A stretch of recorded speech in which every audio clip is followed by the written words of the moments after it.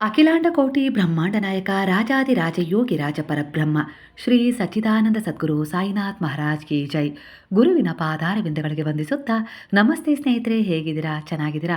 ಬಾಬಾರವರ ಅನುಗ್ರಹ ಆಶೀರ್ವಾದ ಹಾಗೆ ನೀವು ನಂಬಿದ ದೈವಶಕ್ತಿಗಳ ಅನುಗ್ರಹ ಆಶೀರ್ವಾದ ಸಂಪೂರ್ಣವಾಗಿ ನಿಮ್ಮ ಮೇಲಿದೆ. ಅದೇ ರೀತಿಯ ಒಂದು ಅನುಭವವನ್ನು ಹೊಂದುತ್ತಾ ನೀವು ಇಷ್ಟಪಡುವ ಗುರುವನ್ನ ಹಾಗೆ ಇಷ್ಟಪಡುವ ದೇವರನ್ನ ಸ್ಮರಣೆಯನ್ನು ಮಾಡಿಕೊಂಡು ಹಾಗೆ ಈ ರೀಡಿಂಗ್ನ ನೋಡಲಿಕ್ಕೆ ಶುರು ಮಾಡಿ. ಸ್ನೇಹಿತರೆ, ಎಂದಿನಂತೆ ಇದು ಒಂದು ಟೈಮ್ಲೆಸ್ ಜನರಲ್ ರೀಡಿಂಗ್ ಆಗಿರುತ್ತೆ. ಹಾಗೆ ಇದು ಕನೆಕ್ಟಿವ್ ಎನರ್ಜಿಯಲ್ಲಿರುತ್ತೆ. ಯಾವ ಸಮಯದ ಎನರ್ಜಿ ಪ್ರಕಾರ ನೀವು ಈ ರೀಡಿಂಗ್ನ ನೋಡ್ತಾ ಹೋಗ್ತೀರಾ, ಖಂಡಿತವಾಗಿಯೂ ನಿಮ್ಮ ಎನರ್ಜಿ ಈ ಎನರ್ಜಿಗೆ ಕನೆಕ್ಟ್ ಆಗುತ್ತೆ. ಈ ಎನರ್ಜಿ ನಿಮ್ಮನ್ನು ಹೀಲ್ ಮಾಡುತ್ತೆ. ಮುಂದಿನ ಒಂದು ಆತಂಕ, ಭಯ ಯಾವ ವಿಚಾರದಲ್ಲಿ ಈಗಿನ ನಿಮ್ಮ ಕೊರಗಿದೆಯೋ, ಇಲ್ಲಿ ಈಗಿನ ನಿಮ್ಮ ಮನಸ್ಥಿತಿಗೆ ಅನುಗುಣವಾಗಿ ನಿಮ್ಮ ಉದ್ದೇಶಗಳು ಯಾವ ರೀತಿ ಕಾರ್ಯನಿರ್ವಹಿಸ್ತಾ ಇದ್ದಾವೆ, ಹಾಗೆ ನಿಮ್ಮ ಒಂದು ಒಳ್ಳೆಯ ಉದ್ದೇಶಗಳಾಗಿರ್ಬೋದು, ನಿಮ್ಮ ಈಗಿನ ಒಂದು ಆಧ್ಯಾತ್ಮಿಕ ಪಯಣ ನಿಮ್ಮ ಜೀವನದಲ್ಲಿ ಯಾವೆಲ್ಲ ರೀತಿಯಲ್ಲಿ ಒಂದು ಮಹತ್ತರವಾದ ಪರಿಣಾಮವನ್ನು ಬೀರ್ತಾ ಇದೆ ಅನ್ನೋದಾದರೆ, ಸ್ನೇಹಿತರೆ, ನಿಮ್ಮ ಹಾಗೂ ನಿಮ್ಮ ಮಕ್ಕಳ ಸಂಬಂಧ ಹಿಂದಿನ ಜನ್ಮದ ಬಂಧನವನ್ನು ಸೂಚಿಸ್ತಾ ಇದೆ. ಈ ಸಂಬಂಧಕ್ಕೆ ಪ್ರೀತಿ ಇದೆ, ಆದರೆ ಹಳೆಯ ನೆನಪುಗಳು, ನೋವುಗಳು ಅಥವಾ ಅಪೂರ್ಣ ಭಾವನೆಗಳು ಮತ್ತೆ ಮೇಲಕ್ಕೆ ಬರ್ತಾ ಇದೆ. ಅವರಿಗೆ ನೆನಪು ಬರ್ತಾ ಇದೆ. ಅಂದರೆ ಯಾವುದೋ ಒಂದು ಉದ್ದೇಶವನ್ನು ಇಟ್ಕೊಂಡೇ ನಿಮ್ಮ ಮಕ್ಕಳಾಗಿರ್ಬೋದು ನಿಮಗೆ ಕನೆಕ್ಟ್ ಆಗಿದ್ದಾರೆ. ಅದೇ ರೀತಿಯ ಒಂದು ಹಳೆಯ ಹಿಂದಿನ ಜನ್ಮದ ನೆನಪುಗಳು ಅವರಿಗೆ ಈಗ ನೋವುಗಳಾಗಿರ್ಬೋದು, ಅಪೂರ್ಣ ಭಾವನೆಗಳ ರೂಪದಲ್ಲಿ ಕಾಡ್ತಾ ಇದ್ದಾವೆ. ಇದರಲ್ಲಿ ಒಂದು ಸ್ಪಷ್ಟತೆ ಬೇಕು. ಹಾಗೆ ನಿಮ್ಮ ಮಕ್ಕಳನ್ನು ನೀವು ಸರಿದಾರಿಗೆ ತರಬೇಕು. ಅವರ ಪ್ರೀತಿ ನಿಮಗೆ ಬೇಕು ಅಂತೇಳಿ ಹಂಬಲಿಸ್ತಾ ಇದ್ದೀರಲ್ಲ ಕೆಲವರ ಎನರ್ಜಿಯ ಪ್ರಕಾರ. ಇಲ್ಲ, ನೀವು ಅವರಿಗೆ ಒಂದು ವಿಶೇಷವಾದ ಒಂದು ಪ್ರೀತಿಯನ್ನು ಕೊಡಬೇಕು, ಕಾಳಜಿಯನ್ನು ಅವರು ಅರ್ಥ ಮಾಡ್ಕೊಳ್ಬೇಕು, ನಿಮ್ಮ ಬೆಲೆ ಅವರಿಗೆ ಅರ್ಥ ಆಗಬೇಕು, ಸರಿಯಾದ ದಾರಿಯಲ್ಲಿ ಅವ್ರು ಹೋಗಬೇಕು, ನಿಮ್ಮ ಇಚ್ಛೆಯಾಗಿದೆ. ಅಲ್ಲಿಗೆ ನೀವು ನಿಮ್ಮ ಬಾಲ್ಯವನ್ನು ನೆನಪು ಮಾಡ್ಕೊಳ್ಳಿ. ಆ ಸಮಯದಲ್ಲಿ ನಿಮ್ಮ ತಂದೆ ತಾಯಿ ನಿಮ್ಮ ಪರವಾಗಿ ಯಾವ ರೀತಿ ಒಂದು ಕಾಳಜಿ ಪ್ರೇಮವನ್ನು ಹೊಂದುತ್ತಾ ಇದ್ರಲ್ವ, ಅದೇ ರೀತಿ ಪ್ರೇಮ ಈಗ ನೀವು ನಿಮ್ಮ ಮಕ್ಕಳಿಗೆ ಕೊಡಬೇಕು ಅನ್ನೋ ರೀತಿಯಲ್ಲಿ ಬರ್ತಾ ಇದೆ.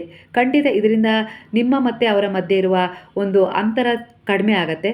ಇಲ್ಲಿ ನೀವು ನಿಮ್ಮ ಕರ್ತವ್ಯವನ್ನು ಒಂದು ಧರ್ಮದಂತೆ ನಿರ್ವಹಿಸಿದ್ದೀರಾ ನಿಮ್ಮ ಮಕ್ಕಳಿಗೋಸ್ಕರ. ಆದರೆ ಕೆಲವೊಮ್ಮೆ ಅತಿಯಾದ ನಿಯಂತ್ರಣ ಇರ್ಬೋದು, ಇಲ್ಲ ಒಂದು ಪರಂಪರೆಯ ಒತ್ತಡ ಮಕ್ಕಳಿಗೆ ಉಸಿರುಗಟ್ಟುವಂತೆ ಮಾಡ್ತಾ ಇದೆ. ಅಂದರೆ ಅವರ ಉಸಿರುಗಟ್ಟಿಸ್ತಾ ಇದೆ ನಿಮ್ಮ ಒಂದು ಹಿಡಿತ ಅವರ ಮೇಲೆ ಅನ್ನೋ ರೀತಿಯಲ್ಲಿ ಬರ್ತದೆ. ಹಾಗಾಗಿ ನಿಮ್ಮ ನಿಯಂತ್ರಣ ಸ್ವಲ್ಪ ಕಡಿಮೆ ಇರಲಿ, ಅದು ಪ್ರೇಮಪೂರ್ವಕವಾಗಿರಲಿ, ಹಿತವಾಗಿರಲಿ. ಅದೇ ನೀವು ಬುದ್ಧಿ ಹೇಳ್ತಾ ಇದ್ದೀರಾ ಅಂತೇಳಿ ಅವರಿಗೆ ಅನ್ನಿಸ್ಬಾರ್ದು.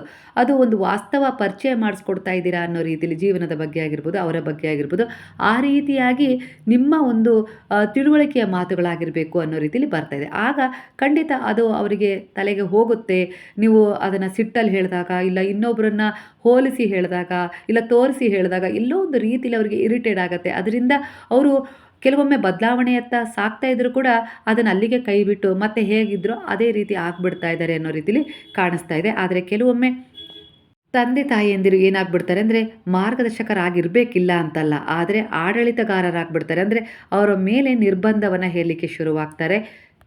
ಮಕ್ಕಳು ನಮ್ಮ ಹಿಡಿತದಲ್ಲಿ ಇರಬೇಕು ಅಂತೇಳಿ ಬಯಸ್ತಾರೆ. ಬಯಸೋದು ತಪ್ಪಲ್ಲ, ಆದರೆ ನೀವು ಹೇಳ್ತಾ ಇರುವ ಒಂದು ರೀತಿ ಚೆನ್ನಾಗಿಲ್ಲ ಅಂತ ಬರ್ತದೆ.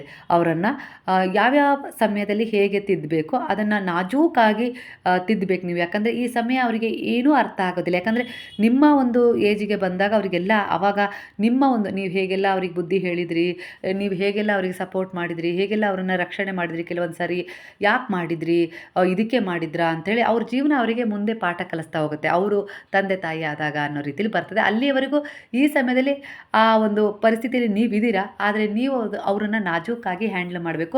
ಇಲ್ಲಿ ಬುದ್ಧಿವಂತಿಕೆ ನಿಮಗೆ ಬೇಕಾಗಿರೋದು ಅನ್ನೋ ರೀತಿಯಲ್ಲಿ ಬರ್ತದೆ. ಅವರನ್ನು ಸರಿಪಡಿಸ್ಲಿಕ್ಕೆ ನೀವು ಬಹಳ ಶ್ರಮ ಯಾವ ರೀತಿ ಪಡಬೇಕು ಅಂದರೆ, ನಿಮ್ಮ ಮನಸ್ಸಲ್ಲಿ ಅವರಿಗೋಸ್ಕರ ಯಾವಾಗಲೂ ಪಾಸಿಟಿವ್ ಥಾಟ್ಸ್ಗಳಿರಬೇಕು, ಉದ್ದೇಶ ಇರಬೇಕು. ಅಂದರೆ ನನ್ನ ಮಗ ಹಾಗೆ ಹೀಗೆ, ನನ್ನ ಮಗಳು ಹೀಗೆ ಮಾಡ್ತಾಳೆ ಹಾಗೆ ಮಾಡ್ತಾಳೆ ಅಂತ ಒಂದು ಧೋರಣೆ ಇರಬಾರ್ದು. ಅದರಲ್ಲಿ ಒಂದು ಪ್ರೇಮ ಇರಬೇಕು. ನನ್ನ ಮಗಳು ಬದಲಾಗ್ತಾ ಇದ್ದಾಳೆ, ಹಿಂದಿನಂತಿಲ್ಲ, ತುಂಬ ಸಾಫ್ಟ್ ಅವಳು, ತುಂಬ ಒಳ್ಳೆಯವಳು, ಒಳ್ಳೆಯ ಗುಣಗಳಿದ್ದಾವೆ ಅನ್ನೋ ರೀತಿಲಿ ನೀವು ಗಂಡು ಮಗುವಿಗಾಗಿರ್ಬೋದು ಹೆಣ್ಮಗುವಿಗಾಗಿರ್ಬೋದು ಈ ರೀತಿಯಾಗಿ ಹೇಳಬೇಕು.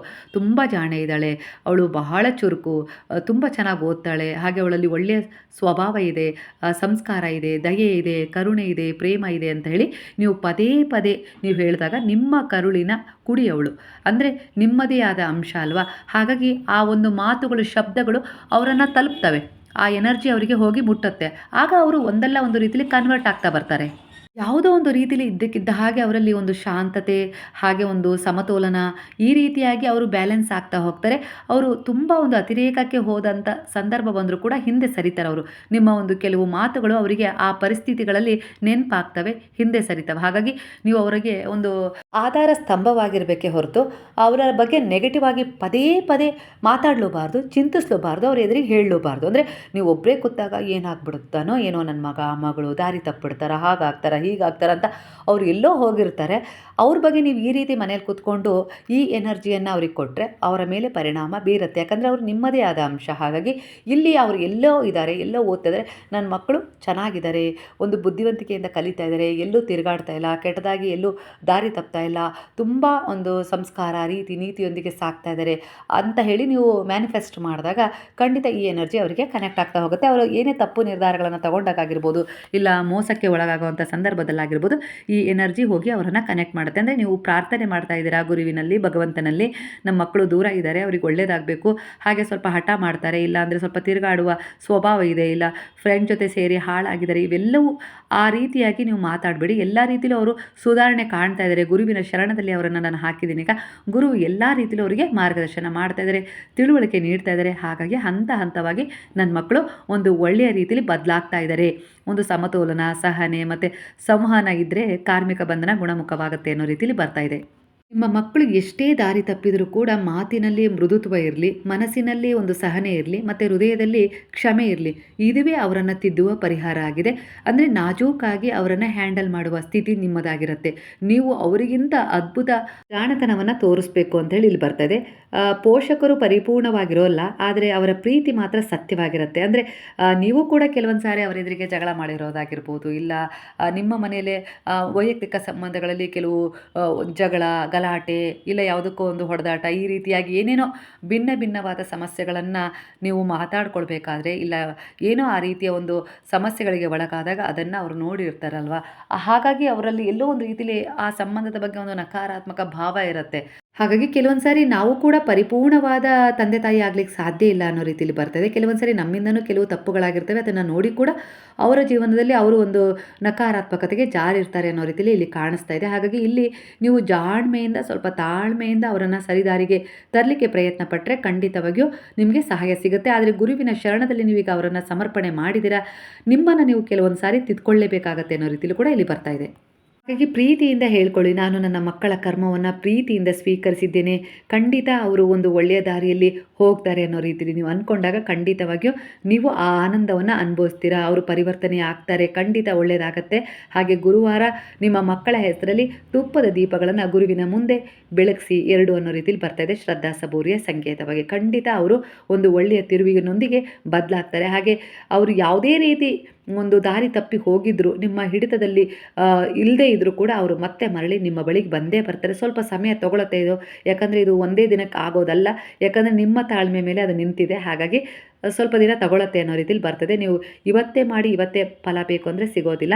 ನಿಮ್ಮ ಒಂದು ಈಗ ಏನು ಪಯಣ ಒಂದು ಹೆಜ್ಜೆ ಇಟ್ಟಿದ್ದೀರಲ್ಲ ನಿಮ್ಮ ಮಕ್ಕಳ ಪರವಾಗಿ, ಒಂದು ಅವ್ರನ್ನ ಏನಾದರೂ ಮಾಡಿ ದಾರಿ ತರಬೇಕು, ಅದಕ್ಕೆ ಮೊದಲು ನಾನು ಸರಿಯಾಗಬೇಕು, ನನ್ನ ಒಂದು ನಡವಳಿಕೆ ಆಗಿರ್ಬೋದು, ಮಾತುಕತೆ ಆಗಿರ್ಬೋದು, ಮನೆಯಲ್ಲಿರೋ ಒಂದು ಶಿಸ್ತು ಆಗಿರ್ಬೋದು, ಎಲ್ಲವನ್ನು ಸರಿಪಡಿಸ್ಕೊಳ್ಳೋಣ, ಮಕ್ಕಳು ತಾನಾಗಿಯೇ ಸರಿಯಾಗ್ತಾರೆ ಅನ್ನೋ ರೀತಿಯಲ್ಲಿ ನೀವು ನಿರ್ಧಾರ ತಗೊಂಡ್ರೆ ಖಂಡಿತ ಅವರು ತಾನಾಗಿಯೇ ದಾರಿಗೆ ಬರ್ತಾರೆ. ಸಂಬಂಧ ಅಂದರೆ ತಾಯಿ ಮಕ್ಕಳ ಸಂಬಂಧ ಶಿಕ್ಷೆಗಾಗಿ ಅಲ್ಲ, ತಂದೆ ತಾಯಿ ಎಲ್ಲ ಒಂದೇ ಇದರಲ್ಲಿ ಬರ್ತೀರಿ ಕರ್ಮದಲ್ಲಿ. ಹಾಗಾಗಿ ಇದು ಪರಿವರ್ತನೆಗಾಗಿ ಬಂದಿದೆ ಅಂತ ಹೇಳಿ ಇಲ್ಲಿ ಬರ್ತಾ ಇದೆ. ಪ್ರೀತಿಯ ಆಯ್ಕೆ ಮಾಡಿಕೊಂಡಾಗ ಕಾರ್ಮಿಕ ಬಂಧನ ಆಶೀರ್ವಾದವಾಗಿ ಬದಲಾಗುತ್ತೆ ಅನ್ನೋ ರೀತಿಯಲ್ಲಿ ಇಲ್ಲಿ ಕಾಣಿಸ್ತಾ ಇದೆ. ಹಾಗೆ ನಿಮ್ಮಲ್ಲಿ 2 ರೀತಿಯ ಶಕ್ತಿಗಳಿದ್ದಾವೆ, ಅವುಗಳನ್ನು ಗುರುತಿಸಿ ಖಂಡಿತ ನಿಮ್ಮಿಂದ ಇದು ಸಾಧ್ಯ ಆಗತ್ತೆ.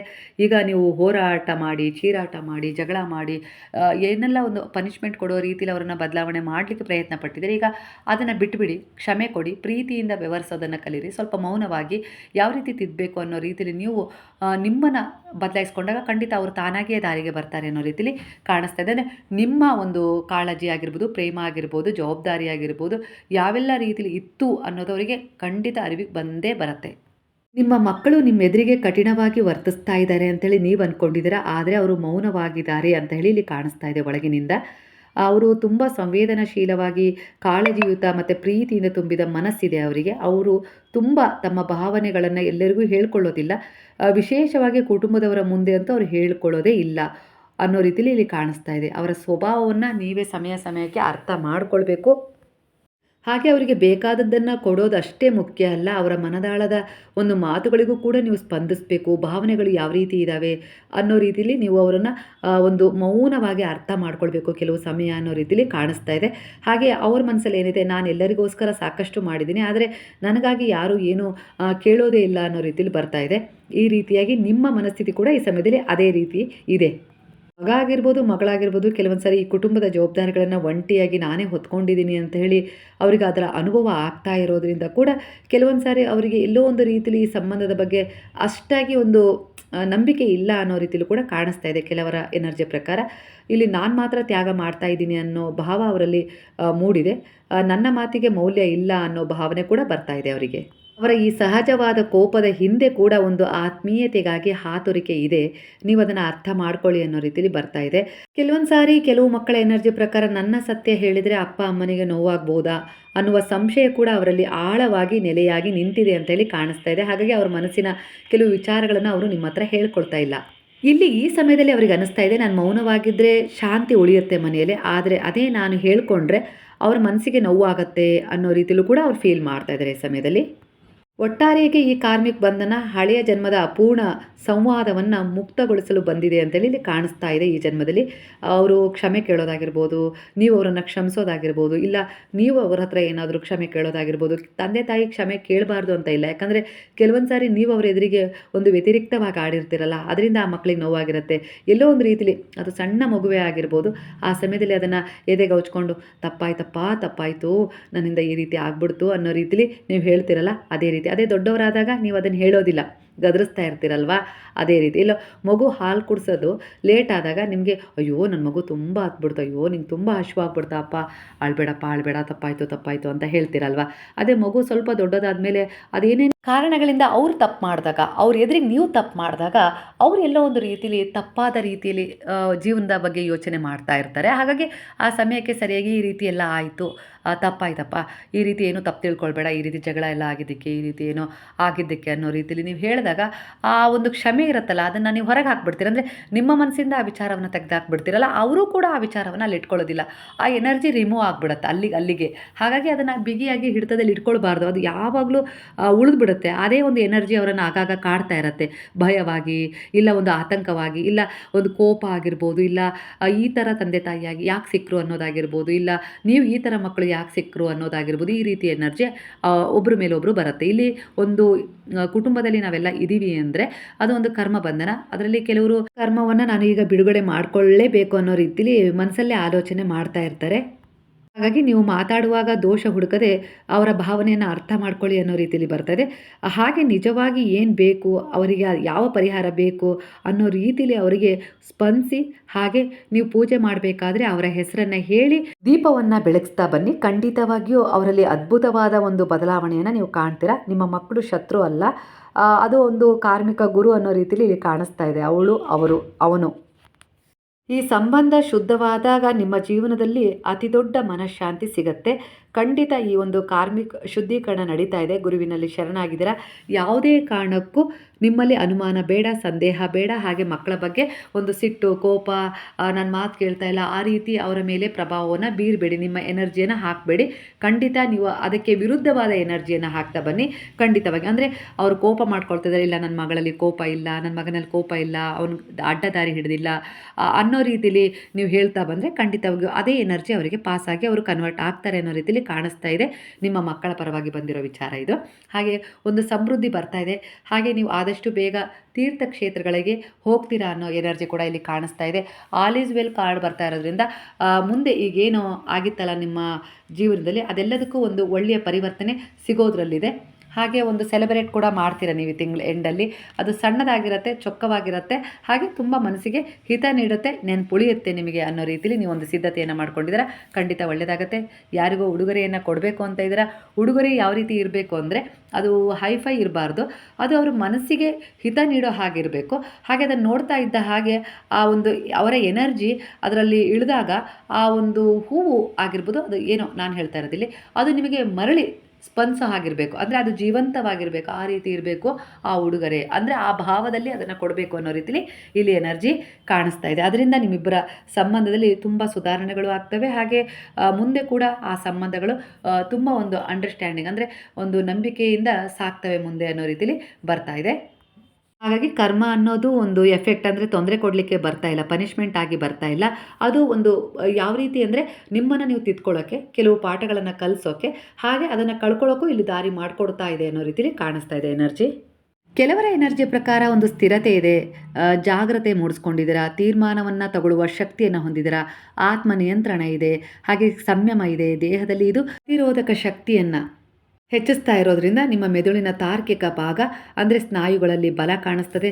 ಹಾಗೆ ಒಂದು ಒಳ್ಳೆಯ ಶಕ್ತಿ ಅಭಿವೃದ್ಧಿ ಆಗ್ತಾ ಇದೆ ನಿಮ್ಮ ದೇಹದಲ್ಲಿ, ಹಾಗೆ ಮಾನಸಿಕ ಒಂದು ವಿಚಾರಗಳಲ್ಲಿ ಅನ್ನೋ ರೀತಿಯಲ್ಲಿ ಇಲ್ಲಿ ಕಾಣಿಸ್ತಾ ಇದೆ. ಕೆಲವರ ಎನರ್ಜಿಯ ಪ್ರಕಾರ ಒಂದು ಅಸಮತೋಲನ ಇದೆ ನಿಮ್ಮಲ್ಲಿ, ಅಂದರೆ ಕೆಲವು ವಿಚಾರಗಳಲ್ಲಿ ನಿರ್ಧಾರ ತೊಗೊಳಕ್ಕೆ ಆಗ್ತಾ ಇಲ್ಲ, ಅಂದರೆ ಒಂದು ಸಮತೋಲನನ ನೀವು ಕಾಯ್ದಿರಿಸ್ಕೊಳಕ್ಕೆ ಇಲ್ಲ ನಿಮ್ಮ ಸಂಬಂಧಗಳ ಬಗ್ಗೆ, ಅಂದರೆ ಗಂಡ ಹೆಂಡತಿ, ಮಕ್ಕಳು, ಅಪ್ಪ ಅಮ್ಮ, ಹೀಗೆ. ಅದರಿಂದ ಏನಾಗ್ತಾ ಇದೆ, ಅತಿಯಾದ ನಿಯಂತ್ರಣವನ್ನು ನೀವು ಹಾಕ್ತಾ ಇರೋದ್ರಿಂದ ಕೋಪ, ಹಾಗೆ ಕಠಿಣತೆ, ಹಾಗೆ ಒತ್ತಡ ಜಾಸ್ತಿ ಆಗ್ತಾ ಇರೋದ್ರಿಂದ ದೇಹದಲ್ಲಿ ಕುತ್ತಿಗೆ, ಭುಜ, ಬೆನ್ನು ಇಲ್ಲಿ ನೋವು ಜಾಸ್ತಿ ಆಗ್ತಾ ಇದೆ ಅನ್ನೋ ರೀತಿಯಲ್ಲಿ ಇಲ್ಲಿ ಎನರ್ಜಿ ಕಾಣಿಸ್ತಾ ಇದೆ. ನೀವು ಯಾವಾಗ ಆ ಒಂದು ವಿಚಾರವನ್ನು ಹಿಡಿದಿಟ್ಕೊಂಡಿದ್ದೀರಲ್ಲ, ಆ ಕೋಪವನ್ನು ಬಿಡ್ತಿರೋ, ಶಾಂತವಾಗಿ ಧ್ಯಾನಕ್ಕೆ ಒಳಗಾಗ್ತಿರೋ, ಗುರು ಸ್ಮರಣೆ ಮಾಡ್ತಿರೋ, ನಿಮ್ಮ ಇಷ್ಟ ದೇವರ ಸ್ಮರಣೆಯನ್ನು ಮಾಡ್ತಿರೋ, ಹರಿಯುವ ನೀರನ್ನು ನೋಡ್ತಿರೋ, ಅಂದರೆ ಆ ಒಂದು ಅನುಭವವನ್ನು ಫೀಲ್ ಮಾಡ್ತಿರೋ, ಪ್ರಕೃತಿ, ಅಂದರೆ ನಿಮ್ಮ ಚಿಕ್ಕ ವಯಸ್ಸಿನ ನೆನಪು, ಹಿಂದೆ ನಿಮ್ಮ ವಾತಾವರಣ ಯಾವ ರೀತಿ ಇತ್ತು, ನಿಮ್ಮ ತಂದೆ ತಾಯಿ ನಿಮ್ಗೆ ಯಾವ ರೀತಿ ಒಂದು ಕಾಳಜಿ ಮಾಡ್ತಾಯಿದ್ರು, ಪ್ರೀತಿ ಮಾಡ್ತಾಯಿದ್ರು, ಜಾತ್ರೆ ಕರ್ಕೊಂಡು ಹೋಗ್ತಾಯಿದ್ರು, ದೇವಸ್ಥಾನಗಳಿಗೆ ಕರ್ಕೊಂಡು ಹೋಗ್ತಾಯಿದ್ರು, ಎಲ್ಲ ರೀತಿಯಲ್ಲಿ ಒಂದು ತೋಟ ಗದ್ದೆ ಈ ರೀತಿಯಾಗಿ ನೀವು ಓಡಾಡಿದ್ದನ್ನು ನೆನಪು ಮಾಡ್ಕೊಳ್ಳಿ. ಅದು ನಿಮ್ಮ ಈ ಕೋಪವನ್ನು, ಒತ್ತಡವನ್ನು ಹೀಲ್ ಮಾಡುತ್ತೆ. ಈ ಸಂದರ್ಭದಲ್ಲಿ ಅದು ನಿಮಗೆ ಒಂದು ತಾಳ್ಮೆಯನ್ನು ಕಲಿಸುತ್ತೆ. ಹಾಗಾಗಿ ಸ್ವಲ್ಪ ಹೊತ್ತು ಕುಳಿತು ಧ್ಯಾನ ಮಾಡಿ. ಧ್ಯಾನಕ್ಕೆ ಮನಸ್ಸು ಕೂರೋದಿಲ್ಲ ಈ ಸಂದರ್ಭದಲ್ಲಿ, ಯಾಕಂದರೆ ತುಂಬ ಚಂಚಲತೆ, ಒತ್ತಡ ಇದೆ ನಿಮಗೆ ಕೆಲವು ವಿಚಾರಗಳನ್ನು ತಗೊಂಡು. ಹಾಗಾಗಿ ಹಳೆಯ ನೆನಪು, ಹಿಂದಿನ ನೆನಪನ್ನು ಮಾಡ್ಕೊಳ್ಳಿ, ಅದು ಕೂಡ ಧ್ಯಾನವಾಗಿ ಕನ್ವರ್ಟ್ ಆಗುತ್ತೆ. ಯಾಕಂದರೆ ಈಗಿನ ಒತ್ತಡದ ಜೀವನದ ಮಧ್ಯೆ ಅದು ನಿಮ್ಗೆ ಎಲ್ಲೋ ಒಂದು ರೀತಿಯಲ್ಲಿ ಸ್ಥಿರತೆ ಕೊಡುತ್ತೆ, ಶಕ್ತಿ ಹೆಚ್ಚಿಸುತ್ತೆ, ಅಂದರೆ ಸಂತೋಷ ಕೊಡುತ್ತೆ, ಮನಸ್ಸಿಗೆ ಶಾಂತಿ ನೀಡುತ್ತೆ. ಹಾಗಾಗಿ ನಿಮ್ಮ ಸೃಜನಶೀಲತೆ, ಕರುಣೆ, ಸ್ವೀಕಾರ ಭಾವ, ಭಾವನೆಗಳ ಹರಿವು, ದಯೆ, ಕರುಣೆ, ಪ್ರೇಮ ಇವೆಲ್ಲವೂ ನಿಮ್ಮ ದೇಹದಲ್ಲಿ ಜಾಗೃತಗೊಳ್ತವೆ. ಆಗ ಏನಾಗುತ್ತೆ ಅಂದರೆ ನಿಮ್ಮ ದೇಹ ಪ್ರತಿನಿಧಿಸುತ್ತೆ, ಅಂದರೆ ನಿಮಗೆ ಒಂದು ಸಹಾಯ ಮಾಡುತ್ತೆ. ಎಲ್ಲ ರೀತಿಯಲ್ಲೂ ಒಂದು ಚಿಂತೆಯನ್ನು ಬಿಟ್ಟು ಚಿಂತನೆ ಕಡೆ ನಿಮ್ಮನ್ನು ಕರ್ಕೊಂಡು ಹೋಗುತ್ತೆ, ಯಾವುದಾದ್ರೂ ರೀತಿಯಲ್ಲಿ ನಿಮಗೆ ಪರಿವರ್ತನೆ ನೀಡುತ್ತೆ. ಇದಕ್ಕೆಲ್ಲ ಗುರು ನಿಮಗೆ ಸಹಾಯ ಮಾಡ್ತಾ ಇದ್ದಾರೆ. ಈ ಸಂದರ್ಭದಲ್ಲಿ ಗುರುವಿನ ಬಲ ಇರೋದ್ರಿಂದನೇ ನಿಮ್ಮ ಜೀವನದಲ್ಲಿ ನೀವು ಅನೇಕ ರೀತಿಯ ಸಮಸ್ಯೆಗಳಿಂದ ಹೊರಗೆ ಬರಲಿಕ್ಕೆ ಕಾರಣ ಆಗಿದೆ. ಹಾಗೆ ಈ ಸಮಯದಲ್ಲಿ ನಿಮ್ಮನ್ನು ನೀವು ಅರ್ಥ ಮಾಡ್ಕೊಳ್ತಾ ಇದ್ದೀರಾ, ಕೆಲವು ಪರಿಸ್ಥಿತಿಗಳನ್ನು ಸುಧಾರಿಸ್ತಾ ಇದ್ದೀರಾ. ಹಿಂದೆ ಇನ್ನೊಬ್ಬರ ಅಭಿಪ್ರಾಯವನ್ನು ಕೇಳ್ತಾ ಇದ್ದ ನೀವು ಈಗ ನೀವೇ ಸ್ವಂತ ಒಂದು ಒಳ್ಳೊಳ್ಳೆಯ ನಿರ್ಧಾರಗಳನ್ನ ತಗೊಳ್ತಾ ಇದ್ದೀರಾ. ಅಂದರೆ ನಿಮ್ಮ ಒಳ ಮನಸ್ಸು ಗುರುವಿಗೆ ಶರಣಾಗಿರೋದ್ರಿಂದ, ಹಾಗೆ ನೀವೀಗ ಆಧ್ಯಾತ್ಮಿಕ ಪಯಣದಲ್ಲಿ ನಿಮ್ಮನ್ನು ತೊಡಗಿಸ್ಕೊಂಡಿರೋದ್ರಿಂದ, ಸಂಸ್ಕಾರದ ಕಡೆ ನೀವು ಗಮನ ಕೊಟ್ಟಿರೋದ್ರಿಂದ ಇದೆಲ್ಲ ನಿಮ್ಮಿಂದ ಸಾಧ್ಯ ಆಗ್ತಾ ಇದೆ. ಇದರಿಂದ ಏನಾಗ್ತಾ ಇದೆ ಅಂದರೆ ನಿಮ್ಮ ಹೃದಯ ಹಾಗೆ ಗರ್ಭಾಶಯದಲ್ಲಿರುವ ಕೆಲವು ತೊಂದರೆಗಳು ಹೀಲ್ ಆಗ್ತಾ ಇದ್ದಾವೆ. ಹಾಗಾಗಿ ಉಸಿರಾಟ ಮೃದುವಾಗ್ತಾ ಇದೆ ಅನ್ನೋ ರೀತಿಲಿ ಕಾಣಿಸ್ತಾ ಇದೆ. ಲವಲವಿಕೆ ಹೆಚ್ಚಾಗ್ತಾ ಇದೆ ಬರ್ತಾ ಬರ್ತಾ ದಿನೇ ದಿನಕ್ಕೆ ಅನ್ನೋ ರೀತಿಲಿ ಕೂಡ ಇಲ್ಲಿ ಕಾಣಿಸ್ತಾ ಇದೆ. ಹಾಗಾಗಿ ಇನ್ನೊಬ್ಬರ ಬಗ್ಗೆ ದ್ವೇಷ, ಶತ್ರುತ್ವ, ಮದ, ಮೋಹ, ಯಾಕೆ ಆ ಥರ ಆಲಸ್ಯ ಆಗಿರ್ಬೋದು, ಇಲ್ಲ ಇನ್ನೇನೇನೋ ಒಂದು ರೀತಿಯ ವಿಚಾರಗಳನ್ನು, ಅಂದರೆ ಅದರಿಂದ ತುಂಬ ತೊಂದರೆ ಆಗುತ್ತಪ್ಪ, ಅಂದರೆ ಏನಾಗುತ್ತೆ, ಅತಿಯಾದ ಖಾರ ತಿಂದರೆ ಹೊಟ್ಟೆ ಉರಿಯುತ್ತಲ್ಲ, ಆ ರೀತಿಯಾಗಿ ಆ ಭಾವನೆಗಳನ್ನು ನೀವು ವ್ಯಕ್ತಪಡಿಸಿದಾಗ ನಿಮ್ಮ ದೇಹಕ್ಕೆ, ನಿಮ್ಮ ಮನಸ್ಸಿಗೆ ಮೊದಲು ನೋವಾಗೋದು. ಹಾಗಾಗಿ ಅವುಗಳನ್ನು ಬಿಟ್ಬಿಡಿ, ಕ್ಷಮೆಯನ್ನು ಅಲ್ಲಲ್ಲೇ ಕೊಟ್ಬಿಡಬೇಕು. ತಪ್ಪಾಗೋದು ಸಹಜ ಅನ್ಬೇಕು, ಅದನ್ನು ಬಿಟ್ಬಿಡಬೇಕು. ನೀವು ಜೀವನದಲ್ಲಿ ಮುಂದೆ ಹೋಗಬೇಕು. ಅವ್ರು ಅಲ್ಲೇ ನಿಂತಿರ್ತಾರೆ, ನೀವು ಮಾತ್ರ ಮುಂದೆ ಹೋಗ್ತಾ ಇರ್ತೀರಾ. ಹಾಗಾಗಿ ನಿಮ್ಮ ಕೆಲವು ಭಾವನೆಗಳನ್ನು ತಡೆ ಹಿಡಿಯುವ ಪ್ರಯತ್ನವನ್ನು ಮಾಡಬೇಡಿ. ಇದರಿಂದ ದಣಿವು, ಭಯ, ಆತಂಕ ನಿಮ್ಮ ದೇಹ ಹಾಗೂ ಮನಸ್ಸಿನ ಮೇಲೆ ಹಾರ್ಮೋನಲ್ ಇಂಬ್ಯಾಲೆನ್ಸ್ ತೋರಿಸ್ತಾ ಇದೆ. ಹಾಗಾಗಿ ಇವುಗಳನ್ನು ಬಿಟ್ಬಿಡಿ, ದ್ವೇಷ ಮಾಡೋದನ್ನು ಬಿಟ್ಬಿಡಿ ಅಂತ ಬರ್ತಾ ಇದೆ. ಕೆಲವು ಹಿಂದೆ ನೋವು ಕೊಟ್ಟ ವಿಚಾರ, ಇಲ್ಲ ಯಾರೋ ಮೋಸ ಮಾಡಿದ ವಿಚಾರ, ಅವರನ್ನು ಪದೇ ಪದೇ ಮನಸ್ಸಲ್ಲಿ ನೆನಪು ಮಾಡಿಕೊಂಡು ಶತ್ರುತ್ವ, ಅವ್ರು ಹಾಗೆ ಮಾಡ್ತೀನಿ ಹೀಗೆ ಮಾಡ್ತೀನಿ ಅನ್ನುವ ಮನೋಭಾವ ಇದ್ದರೆ ಅದನ್ನು ಬಿಟ್ಬಿಡಿ ಅನ್ನೋ ರೀತಿಲಿ ಬರ್ತದೆ. ಇದರಿಂದ ನಿಮ್ಮ ದೇಹ ಬಲಿಷ್ಠವಾಗ್ತಾ ಬರುತ್ತೆ, ಮನಸ್ಸು ಶಾಂತವಾಗ್ತಾ ಹೋಗುತ್ತೆ, ಭಾವನೆಗಳು ಸರಾಗವಾಗಿ ಫ್ಲೋ ಆಗ್ತಾ ಹೋಗ್ತವೆ. ಆಗ ನಿಮ್ಮ ಜೀವನದ ಗುರಿಗಳು, ದಾರಿಗಳು ತೆರೆದುಕೊಳ್ತಾ ಹೋಗ್ತವೆ. ನೀವು ಏನು ಮಾಡಬೇಕು ಅನ್ನುವ ಉದ್ದೇಶ ನೆನಪಾಗತ್ತೆ. ನಿಮ್ಮ ಆತ್ಮ ಯಾವ ಉದ್ದೇಶವನ್ನು ಇಟ್ಕೊಂಡು ಇಲ್ಲಿಗೆ ಬಂದಿತ್ತು ಅನ್ನೋದು ನಿಮಗೆ ನೆನಪಾಗ್ತಾ ಹೋಗುತ್ತೆ. ಅಂದರೆ ಜಾಗೃತಾವಸ್ಥೆ ಮೂಡ್ತಾ ಹೋಗುತ್ತೆ. ಎಲ್ಲಿಯವರೆಗೂ ಇನ್ನೊಬ್ಬರ ಇನ್ನೊಬ್ಬರ ವಿಚಾರವನ್ನು ದ್ವೇಷಿಸುವ ವಿಚಾರವನ್ನು, ಇಲ್ಲ ಯಾವುದೋ ಒಂದು ತಪ್ಪಾದ ವಿಚಾರವನ್ನು, ಮೋಸ ಆದ ವಿಚಾರವನ್ನು ಮನಸ್ಸಲ್ಲಿ ಇಟ್ಕೊಳ್ತಾ ಹೋಗ್ತಿರೋ ಕ್ಷಮೆ ಕೊಡದೆ, ಆಗ ನಿಮ್ಮ ಮೂಗಿನ ದಾರ ಅಂದರೆ ನೀವೇ ನಿಮ್ಮ ಜೀವನಕ್ಕೆ ಒಂದು ಮೂಗು ದಾರ ಹಾಕ್ಕೊಂಡಂಗೆ ಅಲ್ಲಿಂದ ಹೊರಗೆ ಬರೋಕ್ಕೆ ಸಾಧ್ಯ ಆಗ್ತಾ ಇರೋದಿಲ್ಲ. ಆ ಶಕ್ತಿ ಹೊರಗೆ ಹೋಗೋದೇ ಇಲ್ಲ ಅನ್ನೋ ರೀತಿಯಲ್ಲಿ ಕಾಣಿಸ್ತಾ ಇದೆ. ಹಾಗಾಗಿ ಇಲ್ಲಿ ನಿಮ್ಮೊಳಗಿನ ಒಂದು ಗುರಿ ಉದ್ದೇಶ ಏನಿದೆ ಅದನ್ನು ಜಾಗೃತಗೊಳಿಸ್ಕೊಳ್ಬೇಕು. ಅಂದರೆ ನೀವು ಮೊದಲು ಒಂದು ಸಕ್ರಿಯಗೊಳ್ಳಬೇಕು. ನಿಮ್ಮಲ್ಲಿರುವ ಕೆಲವು ವಿಚಾರಗಳನ್ನು ಬಿಟ್ಟುಬಿಡಬೇಕು. ನಿಮ್ಮ ಸ್ನಾಯುಗಳು ತಾನಾಗಿಯೇ ತಾನೇ ಮೃದುವಾಗ್ತಾ ಹೋಗ್ತವೆ. ಆಗ ಅದಕ್ಕೆ ತಕ್ಕ ಹಾಗೆ ಎಲ್ಲ ರೀತಿಯ ಒಂದು ಬದಲಾವಣೆಗಳು ನಿಮಗೆ ಕಾಣಿಸ್ತಾ ಹೋಗ್ತವೆ. ದೇಹದಲ್ಲಾಗಿರ್ಬೋದು, ಹಾಗೆ ಮುಂದೆ ಬರುವ ದಿನಗಳಲ್ಲಾಗಿರ್ಬೋದು ಅದರ ಪ್ರಭಾವ ನಿಮಗೆ ಕಾಣಿಸ್ತಾ ಹೋಗ್ತದೆ ಅನ್ನೋ ರೀತಿಯಲ್ಲಿ ಇಲ್ಲಿ ಕಾಣಿಸ್ತದೆ. ನಿಮ್ಮ ದೇಹವೇ ದೇವಸ್ಥಾನ. ಆ ದೇವಸ್ಥಾನದಲ್ಲಿ ಗುರುವಿನ ಅರಿವಿನ ಶಕ್ತಿ ಜಾಗೃತವಾಗಿದೆ. ಎರಡೂ ಸೇರಿದಾಗ ನೀವು ಸಂಪೂರ್ಣರಾಗ್ತೀರಾ. ಅಂದರೆ ನಿಮಗೆ ಒಳ್ಳೆಯ ಮಾರ್ಗದರ್ಶನ ಸಿಗ್ತಾ ಹೋಗ್ತದೆ. ಹಾಗೆ ನೀವು ಎಲ್ಲ ರೀತಿಯ ಒಂದು ದೇವರುಗಳನ್ನು ಕೂಡ ನಂಬಿದ್ದೀರಾ. ಇಲ್ಲಿ ಎಲ್ಲ ದೇವರನ್ನು ಕೂಡ ಒಂದು ವಿಶ್ವಾಸಪೂರ್ಣವಾಗಿ ನಮಸ್ಕರಿಸುವ ಮೂಲಕ ಅವರಲ್ಲಿ ಒಂದು ದೈವಿಕ ಒಂದು ಭಾವನೆಯನ್ನು ನೀವು ವ್ಯಕ್ತಪಡಿಸ್ತಾ ಇರೋದ್ರಿಂದ ಖಂಡಿತ ನಿಮಗೆ ಆ ಎಲ್ಲ ದೇವರುಗಳ ಶಕ್ತಿ ಸಿಗ್ತಾ ಇದೆ. ಹಾಗೆ ಪ್ರಕೃತಿ ಕೂಡ ನಿಮ್ಮ ಕಡೆ ಒಂದು ಒಲವು ಮೂಡಿಸ್ಕೊಂಡಿದೆ. ಅಂದರೆ ನೀವು ಅದನ್ನು ಯಾವ ರೀತಿ ನೋಡ್ತಾ ಇದ್ದೀರೋ ಈಗ ಅದು ಕೂಡ ನಿಮ್ಮನ್ನು ಅದೇ ರೀತಿ ಒಂದು ಭಾವನೆಯಿಂದ ತಿರುಗಿ ನೋಡ್ತಾ ಇದೆ ಅಂತ ಒಂದು ಉದ್ದೇಶವನ್ನು ನೀವು ಹೊಂದಿರೋದಕ್ಕೆ ಇಲ್ಲಿ ಗುರುವು ಕಾರಣ ಅನ್ನೋ ರೀತಿಯಲ್ಲಿ ಬರ್ತದೆ. ಅಂದರೆ ಬಾಬಾ ನಿಮ್ಮ ಜೀವನದಲ್ಲಿ ಬಂದ ಮೇಲೆ ನೀವು ಅನೇಕ ರೀತಿಯಲ್ಲಿ ಬದಲಾಗಿದ್ದೀರಾ ಅನ್ನೋ ರೀತಿಯಲ್ಲಿ ಇಲ್ಲಿ ಎನರ್ಜಿ ಕಾಣಿಸ್ತಾ ಇದೆ. ಅಂದರೆ ಯಾರಿಗೂ ಕೂಡ ಒಂದು ಕೆಟ್ಟದನ್ನು ಮಾಡ್ಲಿಕ್ಕೆ ಹೆದರ್ತಾ ಇದ್ದೀರಾ, ಕೆಟ್ಟದನ್ನು ಬಯಸ್ಲಿಕ್ಕೆ ಹೆದರ್ತಾ ಇದ್ದೀರಾ. ಬೇಡಪ್ಪ, ಇಷ್ಟು ದಿನ ನನಗೆ ಗೊತ್ತಿತ್ತೋ ಗೊತ್ತಿಲ್ಲದೇನೋ ನಾನು ಬಹಳ ತಪ್ಪುಗಳನ್ನು ಮಾಡಿದ್ದೀನಿ, ಇನ್ನು ಯಾವುದೇ ಕಾರಣಕ್ಕೂ ನಾನು ಆ ರೀತಿ ವಿಚಾರಗಳಲ್ಲಿ ಮುಂದೆ ಹೋಗೋದಿಲ್ಲ ಅನ್ನೋ ರೀತಿಲಿ ಈಗ ಕೆಲವು ಸಂಬಂಧಗಳಲ್ಲಿ ಒಂದು ಗಲಾಟೆ ಆಗಿರ್ಬೋದು, ವೈಮನಸ್ಸಾಗಿರ್ಬೋದು, ಇಲ್ಲ ನೋವು ಆಗಿರ್ಬೋದು, ಯಾವೆಲ್ಲ ಏನೆಲ್ಲ ಸಮಸ್ಯೆಯನ್ನು ಎದುರಿಸ್ತಾ ಇದ್ದೀರಲ್ಲ ಅದೇ ಸಾಕಪ್ಪ. ಯಾಕಂದರೆ ಅದೇ ಯಾವ ಜನ್ಮದ್ದೋ ಏನೋ ಗೊತ್ತಿಲ್ಲ, ಅದನ್ನೇ ಕಳ್ಕೊಳ್ಳೋಕ್ಕೆ ದಾರಿ ತೋರಿಸಪ್ಪ. ಮುಂದೆ ನನ್ನಿಂದ ಯಾವುದೇ ರೀತಿ ಯಾರಿಗೂ ಕೆಟ್ಟೋದಾಗೋದು ಬೇಡ ಅನ್ನೋ ರೀತಿಲಿ ಈಗ ನಿಮಗೆ ಒಂದು ವಾಸ್ತವ ಸತ್ಯದ ಮನವರಿಕೆ ಆಗಿದೆಯಲ್ಲ, ಇದಕ್ಕೆ ಗುರುವು ಒಲ್ದಿದ್ದಾರೆ. ಹಾಗಾಗಿ ಅಂದರೆ ಆ ಗುರು ಇಲ್ಲಿ ಏನು ಯೋಜನೆ ಮಾಡ್ತಾ ಇದ್ದಾರಲ್ಲ ಆ ಯೋಜನೆಯ ಭಾಗವಾಗಿದ್ದೀರಾ ನೀವು. ಅವರೇ ಅಂದ್ಕೊಳ್ತಾ ಇದ್ದಾರೆ ಇಲ್ಲಿ ಯಾವ ರೀತಿ ಎನರ್ಜಿ ಕನೆಕ್ಟ್ ಆಗ್ತಾ ಇದೆ ಇಲ್ಲಿ ಅಂದರೆ, ನಾನು ಎಲ್ಲೋ ಒಂದು ರೀತಿಯಲ್ಲಿ ಶಿಕ್ಷಣ ಕೊಡ್ತಾ ಇರೋದು ಉಪಯೋಗಕ್ಕೆ ಬರ್ತಾ ಇದೆ. ನನ್ನ ಶಿಷ್ಯ ಎಲ್ಲೋ ಒಂದು ರೀತಿಯಲ್ಲಿ ತಿದ್ಕೊಳ್ತಾ ಇದ್ದಾರೆ, ಸರಿದಾರಿಯತ್ತ ಹೋಗ್ತಾ ಇದ್ದಾರೆ. ನನ್ನ ಒಂದು ನಿಯಮಗಳು ದಯೆ, ಕರುಣೆ, ಪ್ರೇಮ, ಸೇವೆ, ಒಂದು ದಾನ, ಈ ರೀತಿಯ ಭಾವನೆಗಳು ಅವನ ಮನಸ್ಸಿಗೆ ಹಿತ ನೀಡ್ತಾ ಇದ್ದಾವೆ. ದೋಷಗಳಿಂದ ಹೊರಗೆ ಬರಲಿಕ್ಕೆ ದಾರಿ ಮಾಡಿಕೊಡ್ತಾ ಇದ್ದಾವೆ. ಇವೆಲ್ಲವನ್ನು ಅವನು ಅನುಸರಿಸಿದ್ದಾನೆ, ನನ್ನ ಮಾತುಗಳನ್ನು ಕೇಳಿದ್ದಾನೆ. ಖಂಡಿತ ಅವನಿಗೆಲ್ಲ ಒಳ್ಳೆಯದೇ ಕೊಡಬೇಕು ಅನ್ನೋ ರೀತಿಯಲ್ಲಿ ಅವರೊಂದು ಯೋಜನೆ ಮಾಡಿದ್ದಾರೆ. ಹಾಗಾಗಿ ಇಲ್ಲಿ ನಿಮ್ಮ ಜೀವನದಲ್ಲಿರುವ ಅನೇಕ ರೀತಿಯ ಬ್ಲಾಕೇಜ್ಗಳು ತನ್ನಿಂದ ತಾನೇ ರಿಮೂವ್ ಆಗ್ತಾ ಇದ್ದಾವೆ, ಬರ್ತವೆ. ಯಾವುದೂ ಕೂಡ ಬರಲ್ಲ ಅಂತಲ್ಲ. ಇಲ್ಲಿ ನಿಮ್ಮ ಕರ್ಮ ಏನಿರುತ್ತಲ್ಲ ಅದನ್ನು ಅನುಭವಿಸೋದು ಶತಸಿದ್ಧ. ಅದರಿಂದ ಹೊರಗೆ ಬರೋಕ್ಕೆ ಸಾಧ್ಯ ಇಲ್ಲ. ಅದರಿಂದ ಹೊರಗೆ ಬರಬೇಕು ಅಂದರೆ ಅದೇ ಇಲ್ಲಿ ಒಂದು ಬ್ಯಾಲೆನ್ಸ್ ಮಾಡ್ಕೊಳ್ಬೇಕು. ಯಾವ ರೀತಿ ಅಂದರೆ, ಕೆಟ್ಟದಾಗತ್ತಾ, ನಾನು ಈಗಲೇ ನೀವು ತಿದ್ಕೊಂಡು ಒಳ್ಳೆಯದನ್ನು ಮಾಡ್ತಾ ಇದ್ದೀರಾ, ಅದು ಅಲ್ಲಿ ಬ್ಯಾಲೆನ್ಸ್ ಮಾಡುತ್ತೆ. ಹಾಗಾಗಿ ಅದನ್ನು ಅರ್ಥ ಮಾಡ್ಕೊಳ್ಬೇಕು.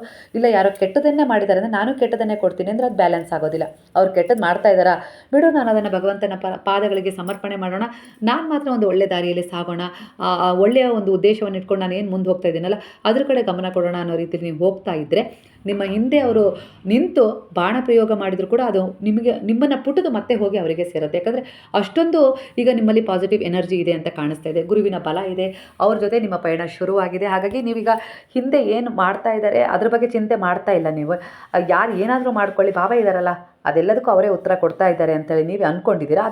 ಅದೇ ಥರ ಈಗ ನಿಮ್ಮ ಜೀವನದಲ್ಲಿ ನಡೀತಾ ಇದೆ. ನೀವು ಬಾಬಾರವರನ್ನು ಪೂಜಿಸಿದ್ದೀರಾ, ಆರಾಧನೆ ಮಾಡಿದ್ದೀರಾ, ಅವರ ಉಪದೇಶಗಳಂತೆ ಒಳ್ಳೊಳ್ಳೆಯ ಕರ್ಮಗಳನ್ನು ಮಾಡ್ತಾಯಿದ್ದೀರಾ. ಅದರಿಂದ ನಿಮಗೆ ಎಲ್ಲೋ ಒಂದು ರೀತಿಯಲ್ಲಿ ಒಳ್ಳೆಯದೇ ಆಗಿತ್ತು, ಒಳ್ಳೆಯದೇ ಸಿಕ್ಕಿತ್ತು. ಆದರೆ ಅಲ್ಲಿ ಒಂದು ಕರ್ಮ ಮತ್ತೆ ಯಾವುದೋ ರೀತಿಯಲ್ಲಿ ನಿಮ್ಮನ್ನು ಪರಿವರ್ತನೆಗೊಳಿಸಿದೆ, ಛಿದ್ರಗೊಳಿಸಿದೆ. ಅದಕ್ಕೆ ಕಾರಣ ನೀವೇ. ಯಾಕಂದರೆ ನಿಮಗೊಂದು ಸ್ವತಂತ್ರತೆ ಕೊಟ್ಟಿದ್ರು ಭಗವಂತ, ನಾನು ನಿನ್ನ ಜೊತೆಗಿದ್ದೀನಿ, ನೀನು ಒಳ್ಳೆಯದನ್ನು ಆಯ್ಕೆ ಮಾಡ್ಕೊ, ನಾನು ನಿನಗೆ ಸಹಾಯ ಮಾಡ್ತೀನಿ. ಎರಡೂ ದಾರಿಗಳು ಎದುರಾಗ್ತವೆ, ಆದರೆ ನೀನು ಕೆಟ್ಟದ್ರ ಕಡೆ ಹೋಗಬೇಡ ಅನ್ನೋ ರೀತಿಯಲ್ಲಿ ನಿನಗೆ ಎಲ್ಲ ರೀತಿಯಲ್ಲೂ ನಿಮಗೆ ಕಷ್ಟ, ನೋವು, ಹಿಂಸೆ ಏನು ಹಿಂದೆ ಎಲ್ಲ ಅನುಭವಿಸಿದ್ರಲ್ಲ ಅದರ ಮೂಲಕ ಅವರೊಂದು ಪಾಠವನ್ನು ಕಲಿಸಿದ್ರು, ನೀವು ಅರ್ಥ ಮಾಡ್ಕೊಂಡಿದ್ರಿ. ಅದ್ರ ಪ್ರಕಾರ ಗುರುವಿನಲ್ಲಿ ಶರಣಾಗಿ ಒಂದು ಒಳ್ಳೆಯದನ್ನು ಕಂಡುಕೊಂಡಿದ್ರಿ. ಆದರೆ ಈಗ ನಿಮ್ಮ ಸ್ವತಂತ್ರತೆಯ ಬಲದ ಮೇಲೆ ನೀವು ಕೆಲವು ನಿರ್ಧಾರಗಳನ್ನು ತಗೊಂಡು ನಿಮ್ಮ ಜೀವನದಲ್ಲಿ ನೀವೇ ನೋವನ್ನು ತುಂಬಿಕೊಂಡಿದ್ದೀರಾ ಮತ್ತೊಂದು ಸರಿ ಅಂತೇಳಿ ಕೆಲವರ ಎನರ್ಜಿಯ ಪ್ರಕಾರ ಇಲ್ಲಿ ಬರ್ತಾ ಇದೆ. ಅದರಿಂದ ಹೊರಗೆ ಬರಬೇಕು ನೀವು ಗುರುವಿನಲ್ಲಿ ಶರಣಾಗಿ, ಇದೊಂದೇ ಮಾರ್ಗ ಇರೋದು ಅನ್ನೋ ರೀತಿಲೂ ಕೂಡ ಕಾಣಿಸ್ತಾ ಇದೆ. ಆಗ ಮತ್ತೆ ಬಾಬಾ ಕರುಣಾಮಯಿ, ದಯಾಮಯಿ, ಪ್ರೇಮಮಯಿ ಆಗಿರೋದ್ರಿಂದ ಮತ್ತೆ ಅವರು ನಿಮಗೆ ಅವಕಾಶವನ್ನು ಕೊಡ್ತಾರೆ, ಕ್ಷಮಿಸ್ತಾರೆ, ಮತ್ತೊಂದು ಸಾರಿ ನಿಮಗೆ ಮಾರ್ಗದರ್ಶನ ಮಾಡ್ತಾರೆ. ಯಾಕಂದರೆ ನೀವು ಪದೇ ಪದೇ ಬಿದ್ದಾಗಲೂ ಕೂಡ ಅವರು ಎತ್ತುವ ಕೆಲಸವನ್ನು ಇಲ್ಲಿ ಮಾಡ್ತಾನೇ ಇದ್ದಾರೆ. ಅದು ಕೆಲವು ತಪ್ಪು ನಿರ್ಧಾರಗಳನ್ನು ತಗೊಂಡಾಗಿರ್ಬೋದು, ಇಲ್ಲ ತಪ್ಪಾದ ಕೆಲಸವನ್ನು ಮಾಡಿ ಆಗಿರ್ಬೋದು. ಮತ್ತೊಂದು ಸಾರಿ ತಪ್ಪಾಯಿತು ಕ್ಷಮಿಸ್ಬಿಡು ತಂದೆ ಅಂದರೆ ಕ್ಷಮಿಸ್ತಾರೆ, ಅವರು ಕ್ಷಮಿಸ್ತಾ ಇದ್ದಾರೆ. ಹಾಗಾಗಿ ನಿಮ್ಮ ಜೀವನದಲ್ಲಿ ನೀವು ಮತ್ತೆ ಮತ್ತೆ ತಪ್ಪುಗಳನ್ನು ಮಾಡಬೇಡಿ ಅನ್ನೋ ರೀತಿಯಲ್ಲಿ ಇಲ್ಲಿ ಬರ್ತಾ ಇದೆ. ಪದೇ ಪದೇ, ಯಾಕಂದರೆ ನೀವೇ ಆಗಲಿ ನಿಮ್ಮ ಮಕ್ಕಳು ಪದೇ ಪದೇ ತಪ್ಪು ಮಾಡ್ತಾನೇ ಇದ್ರಿ, 1000 ತಪ್ಪು ಮಾಡಿಬಿಟ್ರೆ ಬಿಡ್ತೀರಾ ಅವ್ರನ್ನ? ಅವ್ರ ಪಾಡಿಗೆ ಬಿಟ್ಬಿಡ್ತೀರಿ ಏನಾದರೂ ಮಾಡ್ಕೊ ಅನ್ನೋ ಹಾಗೆ. ಹಾಗೆ ಮಾಡ್ಕೊಳ್ಬೇಡಿ. ಬಾಬಾ ಈಗ ನಿಮ್ಮ ಜೊತೆ ಇದ್ದಾರೆ. ಅವರ ಒಂದು ವಿಚಾರದಲ್ಲಿ ನೀವು ಯಾವ ರೀತಿ ಸಮರ್ಪಣೆ ಆಗಿದ್ದೀರಲ್ಲ, ಅದಕ್ಕೆ ತಕ್ಕ ಹಾಗೆ ನಿಮ್ಮ ಭವಿಷ್ಯವನ್ನು ಒಳ್ಳೆ ರೀತಿಯಲ್ಲಿ ರೂಪಿಸ್ಕೊಡೋಕ್ಕೆ ಎಲ್ಲ ರೀತಿಯ ಒಂದು ಯೋಜನೆ ಸಿದ್ಧತೆ ಮಾಡ್ತಾ ಇದ್ದಾರೆ. ಅದಕ್ಕೆ ತಕ್ಕ ಹಾಗೆ ವರ್ತಿಸಿ ಅನ್ನೋ ರೀತಿಯಲ್ಲಿ ಇಲ್ಲಿ ಕಾಣಿಸ್ತಾ ಇದೆ ಕೆಲವರ ಎನರ್ಜಿಗೆ. ಸ್ನೇಹಿತರೆ, ಈಗಿನ ಎನರ್ಜಿಯ ಪ್ರಕಾರ ನಿಮಗೆ ಕನೆಕ್ಟ್ ಆಗಿರುವ ಈ ವಿಚಾರ ನಿಮ್ಮ ಜೀವನಕ್ಕೆ ಹತ್ತಿರವಾಗಿದ್ದರೆ ಕೃತಜ್ಞತಾಪೂರ್ವಕವಾಗಿ ಸಾಯಿರಾಮ್ ಅಂತೇಳಿ ಕಮೆಂಟ್ ಮಾಡೋದನ್ನು ಮರಿಬೇಡಿ. ಹಾಗಾದರೆ ಎಲ್ಲರೂ ಸೇರಿ ಹೇಳೋಣವಾ? ಹರೇ ರಾಮ ರಾಮ ರಾಮ ಹರೇ ಹರೇ, ಹರೇ ಕೃಷ್ಣ ಕೃಷ್ಣ ಕೃಷ್ಣ ಹರೇ ಹರೇ, ಹರೇ ಸಾಯಿ ಸಾಯಿ ಹರೇ ಹರೇ, ಹರೇ ಬಾಬಾ ಬಾಬಾ ಬಾಬಾ ಹರೇ ಹರೇ, ಹರೇ ದತ್ತ ದತ್ತ ಹರೇ ಹರೇ.